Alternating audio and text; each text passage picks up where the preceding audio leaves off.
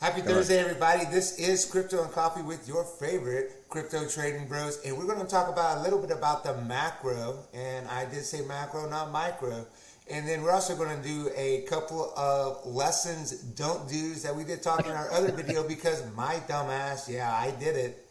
I broke some of my rules and now I am having to wait for market direction to figure out which one of these losing trades I'm going to go with. So B Wellington, let's you got the big chart up on the what is that, the hourly, daily, Yeah, and this is the hour. This is the and hourly right let's now. and let's look at the macro and then maybe talk about how that all intertwines into going down into the micro and just how the overall picture trends work out and how we do things around Yeah, yeah, yeah. Thanks, Clutch. here. You're And welcome. you know, it's a very telling and teaching moment this morning. You know, when we start talking about the macro, one of the reasons why we're talking about is because we did have housing starts that came out this morning, and the housing is slowing down as I'm showing right here, 1.45 million versus 1.52, or no, but based on 1.6 million. This is the estimated. So we're even below the estimated. On the building permits, we're at 1.67, 1.63 million estimated. 1.7 was last month. And so you can see that, housing is slowing down, from that start. So when we start looking at that, that does mean that the economy is starting to slow down because of the housing starts. That's going to have impact on things like that CPI number, moving forward. So we will be taking that into account. So, there is going to be a comparison between that CPI data and relative to what the market's doing. And employment, right? Because employment continues to remain strong. You know, everybody's looking at this consumer basket of inflation, but labor is also is in an inflationary environment, and that's not good either. So it's going to cause, everybody's looking for the Fed to pivot on what they're doing, and I think what they're doing is working. But at the same time, I wouldn't imagine a pivot with the markets being where they're at, because then we could have a rebound back into inflation as well. Then we also have oil that's down. We can talk about that, but energy, housing, things of that nature. And then Walmart came out today. They had an beat earnings, right? From a retail perspective, that's pretty surprising. So I'd imagine that they have that, they report those negative earnings, not negative, but probably less earnings relative to this next quarter. And then But getting back to the chart, go ahead. You want to talk about yeah, this? so I was just for our 17 viewers that we have worldwide on Oh, YouTube. yeah, we're up to 17. I think so. Um, let's explain a little bit more detail. So housing market's slowing down. We're going to see that come back around through some CPI numbers, and then we have the unemployment rates. Like, so how does that really tie to the crypto market and the crypto space, and why do we find that that's relevant and day to day stuff that we look at? Yeah, so obviously we're correlated with the S&P, with the Nasdaq. So crypto is now considered to be a risk-on asset, right? So when you have the Fed raising rates the way that they're doing, then it's really a risk-off scenario. So that means the institutions, venture capitalists, things of that nature, potentially can pull rotate money out of the market, right? So you talk about these rotations. Really, that's where we're looking at. The big thing about macro is rotating from a risk on asset to a risk off asset. And when the macro environment is such that, the economy is starting to slow down, you can anticipate, things like missed earnings, when inflation is still pretty high, those types of things can cause the Fed to react. And so the Fed still has to get inflation down to a certain point, under 3%, I believe, is what their target is. I mean, we're still at 8.1, even though we didn't increase.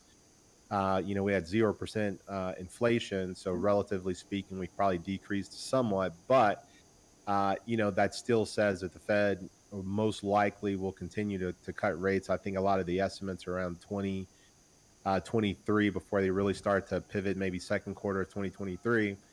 And so, crypto being a risk on asset, have to pay attention to that rotation.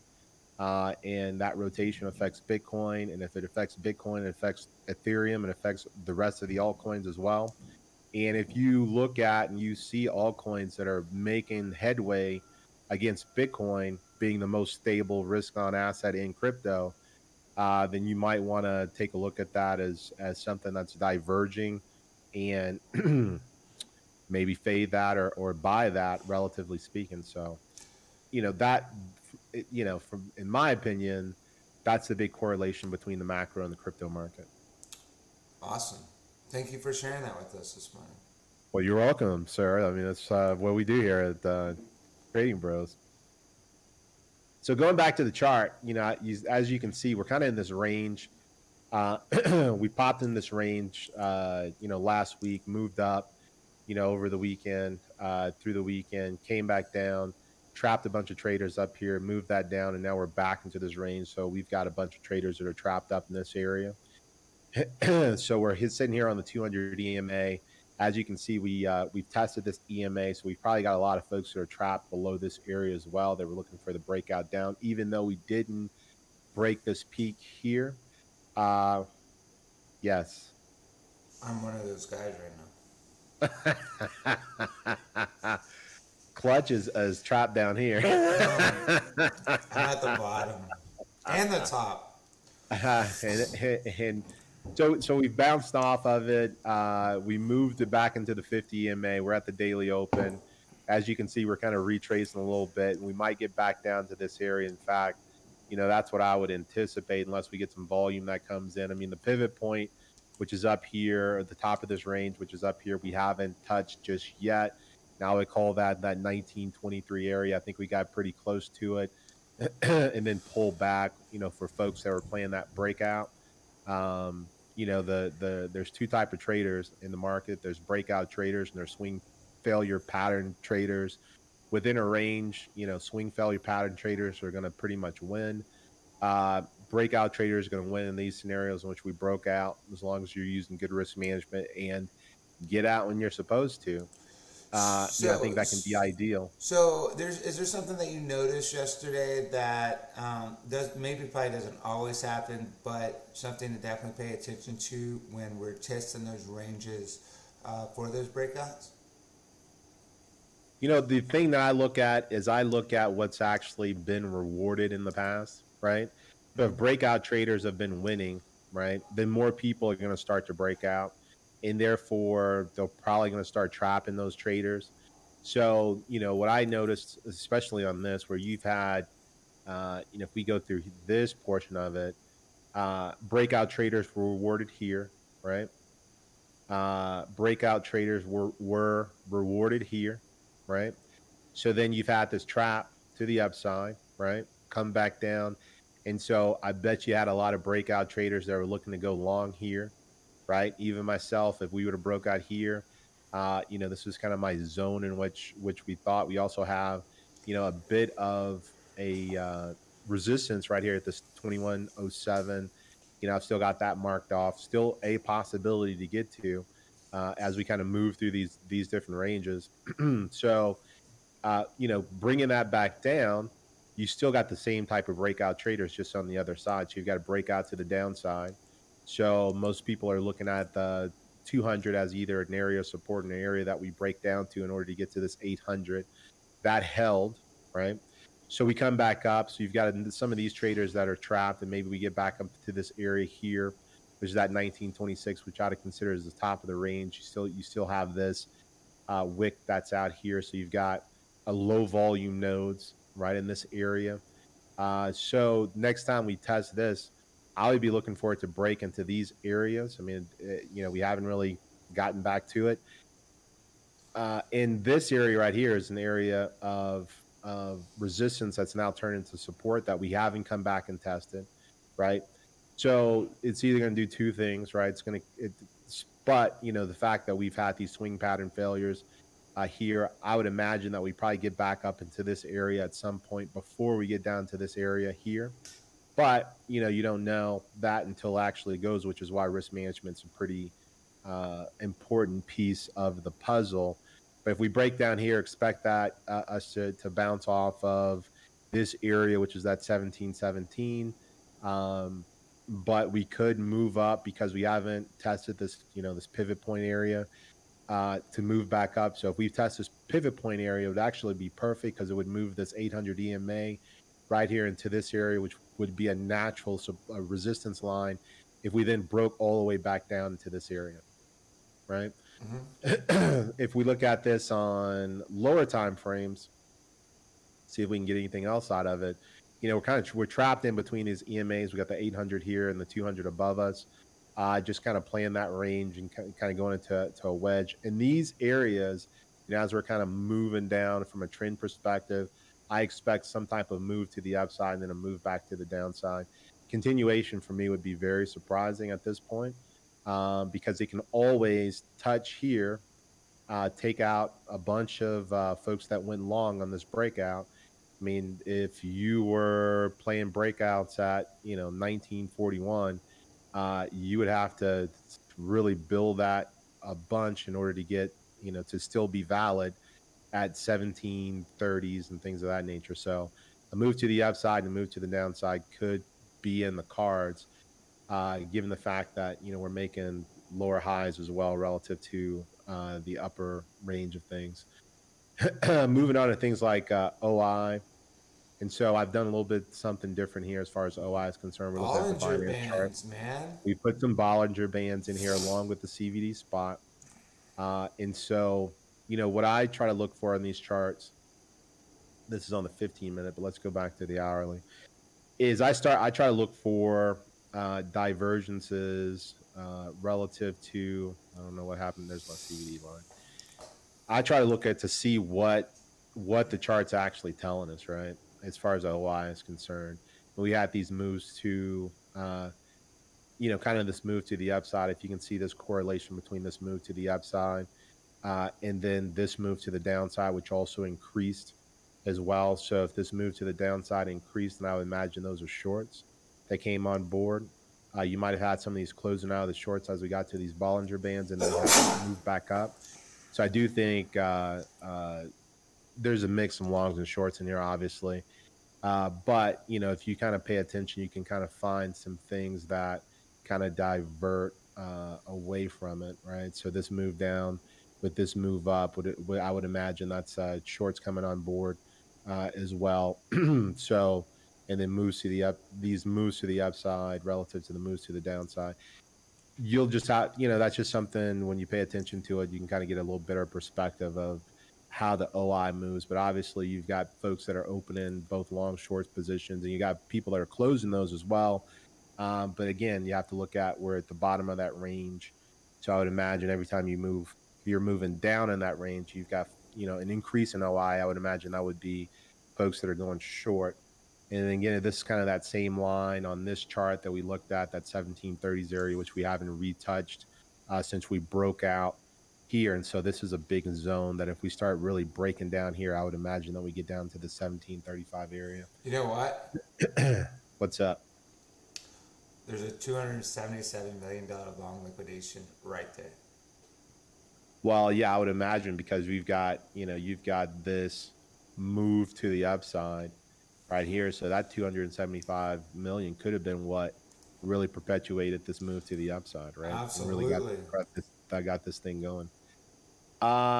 Funding rate, I'll refresh it. It's kind of our sentiment. We've got, a bunch of longs that are out there. I mean, this could be because we're liquidating shorts and then you've got, movements in positions. But FTX being, net short, not net short, but negative backwardation, whatever you want to call it.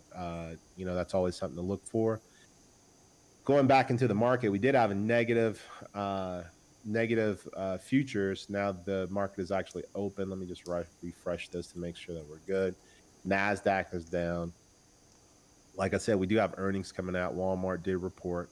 So that may be the reason why Dow is up, because the Walmart is included within the Dow. S&P and the Nasdaq again are kind of fading that piece of it.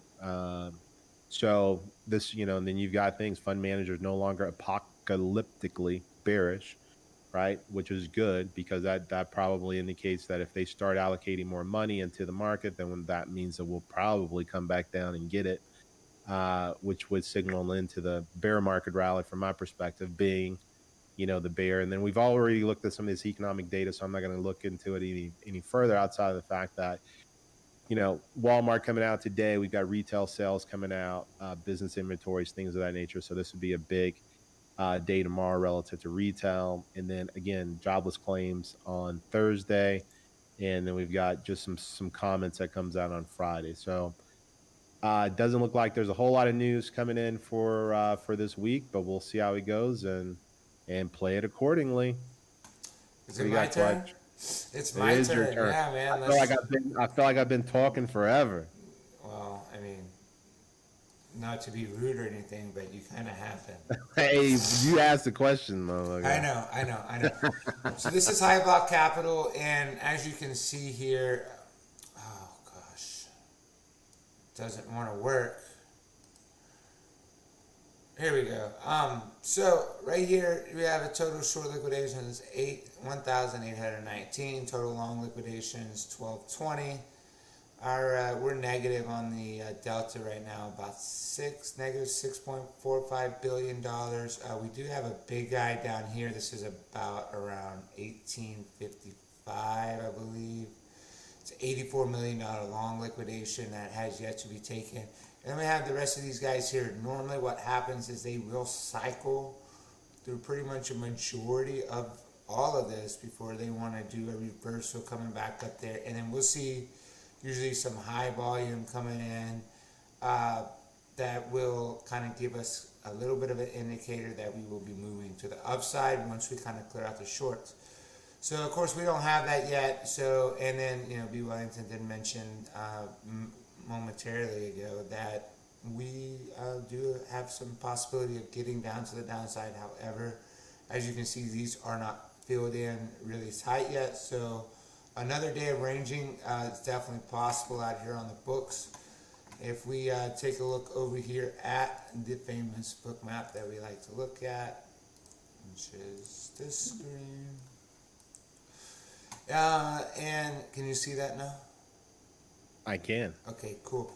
So as you can see, we got down here. We had a nice short that kind of showed up that right down here in the 1880, 1875 area. So we kind of hit the bottom of the chart volume profile.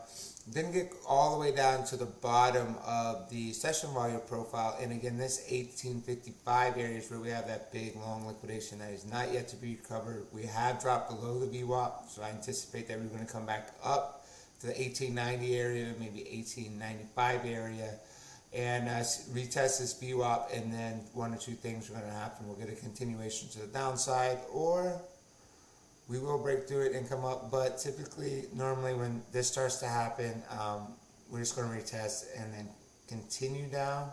If we go out on a larger time frame here, on a bigger scale to see where long-term liquidity is, today, there we go. So again, we got long-term liquidity at 2,000, and we got the area that we're testing in now. And then outside of that, I mean, we really don't have just a heck of a whole lot anywhere near. So the probability of us going down, testing those ranges, and then maybe having an upward movement to the upside to the 2000s is possible. So, but I really do feel like we're just going to have another day of just some ranging, between 1850 and 1950 today, and so. There will be action. There will be opportunity to make trades, but those big runs, I don't think we're going to see that today, unless we really break below that 1850 mark, which is possible. So do pay attention once we get into that range. So that's all I have on my end. Anything else you got? No, I think that's pretty much the opinions of the day. Let me stress opinions. Yeah. So guys, stay frosty, my friends. We'll see you tomorrow, same time, same place. Until next time.